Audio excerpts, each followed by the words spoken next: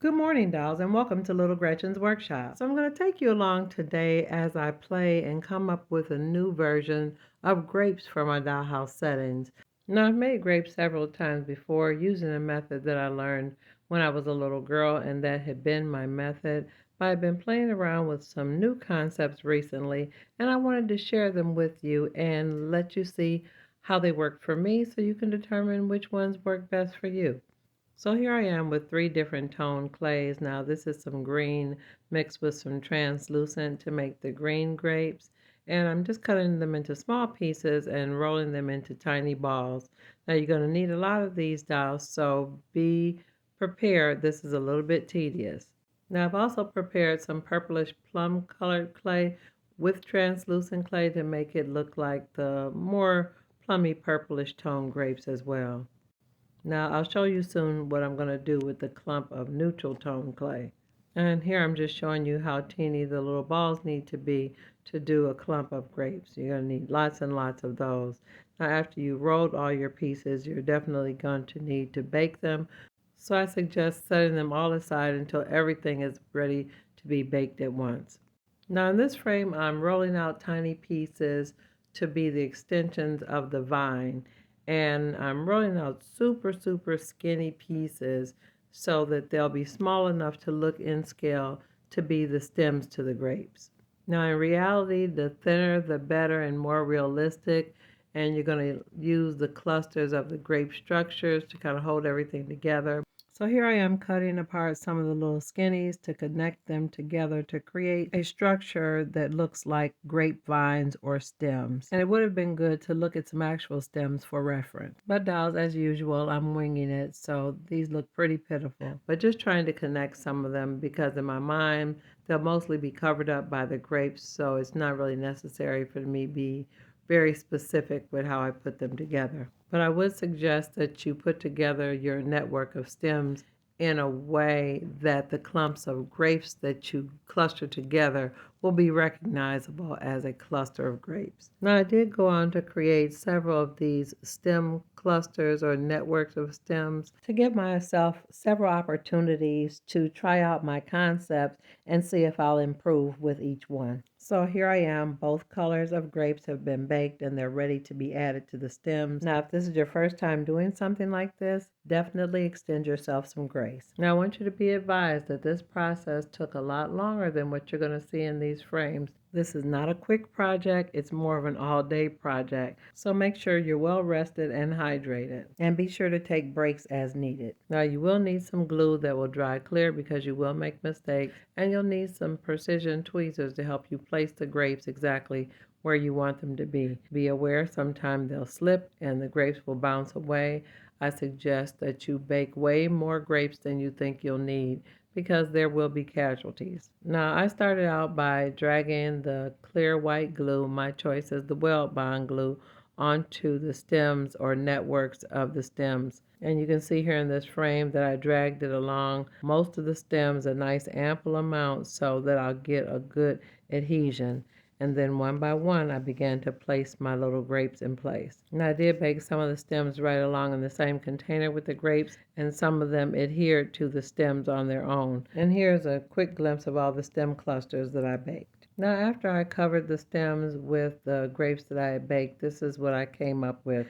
They don't look bad. The shaping is not exactly what I wanted, and even the direction of the way the grapes are growing aren't the best, but they would look believable if they were in a basket among some other fruit. And you can see here that I did some of the plum-colored grapes, also known as red grapes. And I actually ended up breaking a lot of those stems because they were kind of brittle, so they didn't stay together, and they didn't look very drapey either. So if you look really closely, some of the stems I've added a really thin piece of silk ribbon to make some of the clusters hang, but I'm not sure if I like that either. In the midst of all the playing, I started to think of some other options, and I remember hearing about using silica gel balls or beads. Now these are those little packets that are found inside clothing or shoes and things to help to keep everything dehydrated so things won't get moist or grow mold.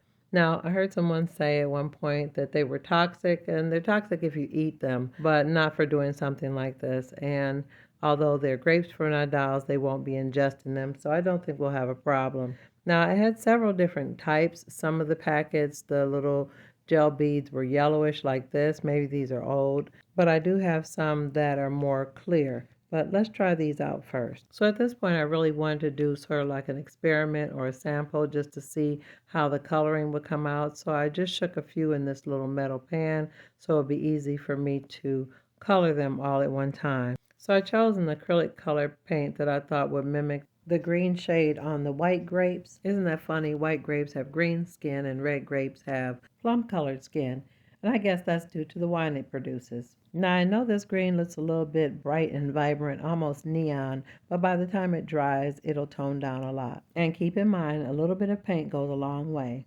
And after I thought things were coated pretty good, I went on to prepare myself to add them to the stems. So for this cluster of grapes, I will be using the clay stems and the silica gel beads. So I started by adding the glue the exact same way as I did when I was using the clay grapes, but I'm excited to see how the result will look with the silica beads. And I added them one by one to the clay stems. The process was exactly the same, but I really like the look of these clear beads. Now don't get me wrong, I really do like the polymer clay grapes as well, but I think the transparency of the silica gel beads really adds another dimension.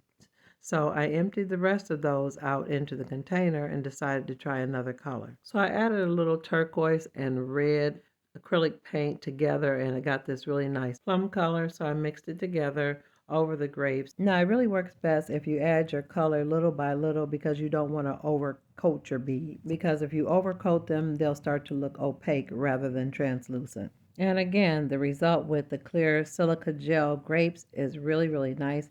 And I feel like I almost like it a little better. And although I liked it, I really didn't like the shape or the formation of some of the stems and clusters. It's probably especially because my stems weren't assembled very orderly. So I stopped for a moment to just compare the different grapes. Now these are the clay ones and the clay stems. I like them. They're a little flexible. They'll be easy to arrange in arrangements with other fruits. But then I really do like the transparency of the silica gel, but I really don't like the shapes with the clay stems. So I thought to try something a little bit different, and I wanted to try a new color. So I realized I had some more silica gel beads that had been like a sachet or fabric freshener packet. So to change the grape color, I added a little navy blue to that plum shade that I already had. So the green was right out of the bottle, but for the deeper plummy colors, I used navy blue, turquoise, and red. So I added just a little bit of the purple color to the first set, and then I went a lot deeper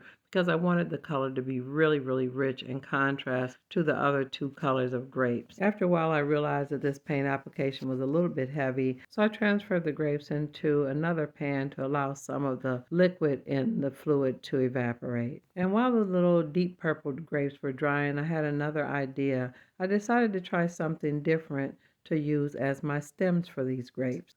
I decided to use a little bit of moss. So the natural color of the moss and the natural network of the vines and stems really make moss a great option for a project like this. So I treated the moss stems just like I did the clay ones. And although the moss may look like chaos, there is a beautiful order to them. And I felt an immediate sense of satisfaction using the moss as my stems. And dolls, this is how they turned out. Now, I think they really look good. They're not quite dry, but I really am tickled about the shape and the overall color. Now right now they look a little clunky because the white glue is still drying, but I really do like the moss stems better than my clay stems. So I've decided for me, whether I'm using silica gel for grapes or making clay grapes, that the moss stems work best for me.